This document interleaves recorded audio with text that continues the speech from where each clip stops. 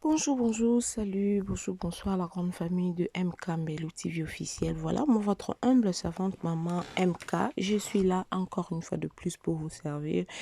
Ma famille, cette affaire de notre pasteur Kabundi Walesa est grave, est grave. En tout cas, Tolanda qui tout le monde qui n'est de konabiso Marian Tumba ayaki pona koloba que nganga oyo atémoignaki na église ya pasteur na biso Kabundi Walesa aza fonganga pasteur Kabundi Walesa aza nde koluka guerre na ye eza na bato mosusu te batiktokeuse mosusu te batiktoker mosusu te. Pasteur Walesa alobi enough is enough. Nazotiela biso video tomeka kolanda nini message nini oyo pasteur Walesa apesi pona mokolo ya lelo. La famille tozonga sima pour tomeka ko partager yango elongo na bino, ok? Merci. Suivant. Nayebi que Jésus-Christ na suka na ma période azolinga mata ayebisaki ba disciples na ye bokende.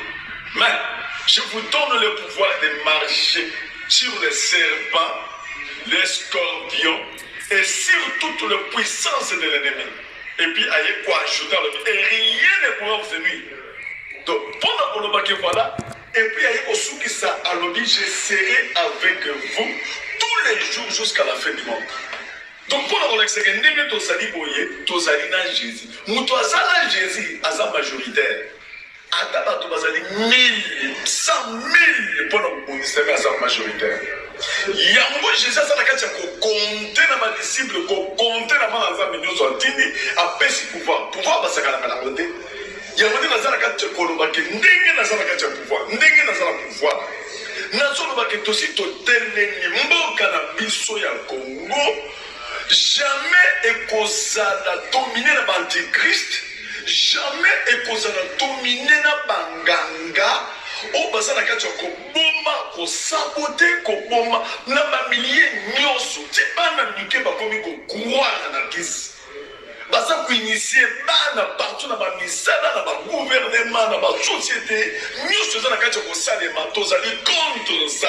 Pona koloba ke jamais to kondima mboka na biso ekoma lokola bene esika bakomi kotenga bakisi tina wenze to kondima mote to kondima te poto moni mboka ali wenza na kati ya kokende tina bato asenso culte o babanda kosala bakisi bazo batanga na basi na bakona ba douche bazo sa bakisi lelo bakomi kosala pe ba campagne d'évangélisation libanda bazo tia pe ba pancarte bakisi tangoli tina ba université bazo initier bana na ba misala na ba société na ba gouvernement na ba misala no soto kontimate et puis qui c'est matina niveau yake banganga bazoka susonité bakomi ko charger makambo na bango bazo sa ba kisi koboma ko sa ba paralysie ko te ba kisi ya ndenge na ndenge ko neutraliser na ba teki matembe bakomi ko boma na bazo boma bato yango de to tende ni po Jésus ko tuna biso ke no plus que no pouvoir ndenge ni mboke komi dominer bato bakomi ko croire na bakisi ke croire na Nzambe.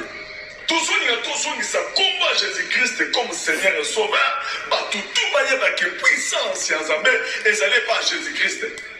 Donc bato basaka komata na bato mususu soi-disant ba pasteur bazo kokende kozomela bakisi bazo travailler na mona kati église. Yango nde totelemi topesi alerte tosali défi mpona bino nyonso banganga tout le monde oyo akondima Jésus-Christ comme Seigneur et Sauveur tokolimbisa ye mais oyo azali na kati ya koboma koinitie kobebisa génération montante na bao bazala kisi na bao bazosalela bakisi oyo bazotravaille toza na bino naza na puissance naza na pouvoir ya koneutralize ndenge mpona asalaki na par Jésus oyo azangalinga détourne kondima ya gouverneur. Yango tozala kati ya bafutilité te futilité c'est trop bas tozali wana tokoattaquer et puis on continue naza na Lubumbashi kana mingi tozala na Kinshasa tozokontinue na bapriere ya kotia moto koneutralize basekret nyonso kobima et tout le monde bakozala neutraliser au nom de Jésus-Christ. Yango nde nazobisa centre de rebelle tout tout le monde entier, ba chrétien en général, mboka na biso te ezala dominé na banganga po président mokolo mboka asa pesi mboka na nzambe tokotika jamais mboka biso tozawa na nzamba kotuna bino bozalaki wapi na pesa bino pouvoir tokondima te ezala na bafamille na biso ezala na kati ya mboka na biso ezala na baeglise jamais satan kotravailler tokoatake de façon de bato akisi base repentir bapesa kisi na bango o bazosala kisi na bango na ndenge ya mongo moko toza bango problème te mais o bazobungisa génération montante tête au condimaka jamais tant que ministre de défense l'évangile c'est quoi de Kabunda naza ministre de défense na gouvernement de Jésus-Christ to ko attaquer et to soya to ko continuer attaque et puis to ko ça prière ensemble pour nous ko moto na mandaku ya banganga boko sentir et boko yeba qu'il y a des serviteurs de Dieu qui craignent Dieu naza na langage o Jésus alobaki naza na eloko ya Satan et pas na ngaité cupidité ezalité impudicité ezalité makiona ezalité awo eza bonzambe na bonzambe ndezaliao c'est l'évangéliste Claude Kabundolesa, aux amis ministres de la Défense, dans le gouvernement de Jésus-Christ. Sois béni au nom de Jésus-Christ. Merci. Allô la famille, voilà, j'espère que tout le monde surtout kolanda message ya pasteur Nabiso Kabundolesa. En tout cas, à mes qui passer message na ye. Natanga ki quelque part na ba commentaire bande ko belé bazo condamner Maria Ntumba balobi Maria. Terrain où zali kokota le pasteur aza pasteur moko azali nanguya ya ensemble. Mais la question que moi je me pose aujourd'hui nangana yeba respect ezali sous-souté na monde na biso ya lelo respect ezali sous-souté au mona mutu derrière caméra na ye azo finga muto même pas koki ofinga atako mutu wana za mabe atako mutu wana sala yo mabe. Mais nous devons quand même savoir que non mutu oyo na ye kotelema pona koloba aza mosala nzambe mutu na ye kotelema pona koloba aza président de la République mutu na ye kotelema koloba aza mokolo nanga ata aza eloko te. Donc tokoki ko respecter kaka bato baza na riche to bato baza ba riche to bato ba na pouvoir tété.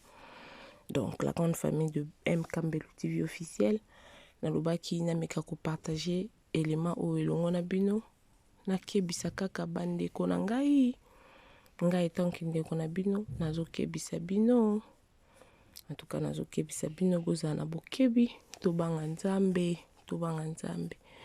en tout cas mokili comme na suka to monango babaki bana ba otombokela baboti tozo monango respect aussi la mawe aussi la donc makamyo surtout apocalypse le bana mso pour attendre de la fin yango to komi komona na monde ya lelo o.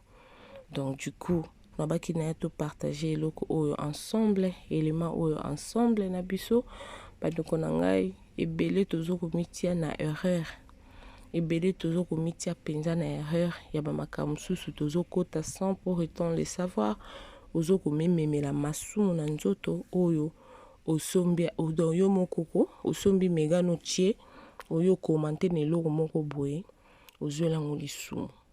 Bible lobi à moi la vengeance, à moi la rétribution. Du coup, nous devons vraiment savoir que soki nzambe moko na lola alobi ke boya epai na ngai, venez à moi vous tous qui êtes chargés, fatigués, je vous donnerai du repos. Je ne pense pas que egozala esengo pour na bandeko msusu o eza que oye yo moko ya ko venger neti mutu lokwa mosala nzambe le pasteur Kabundolesa. Ndeko na ngai Maria eza conseil d'une sœur oyo yebite. En tout cas nzamba ko exposer bato ebele, c'est vrai, parce qu'il y a de faux pasteurs, il y a de faux prophètes, il y en a beaucoup dans ce monde. Banganga nyonso to bazaka na babalabala ba mama mbikudi nyonso to bazaka komona ba maboko ya bato bafu avenir ya bato bazala susuté bango nyonso to, c'est vrai, bakima na ndako ya nzambe. Mais nzambe oyo alolo oyo akabulaka gloire na ena deux personnes te ako exposaka bango kaka eza musana na biso te akoya koloba boye ndeko na nga mwasi.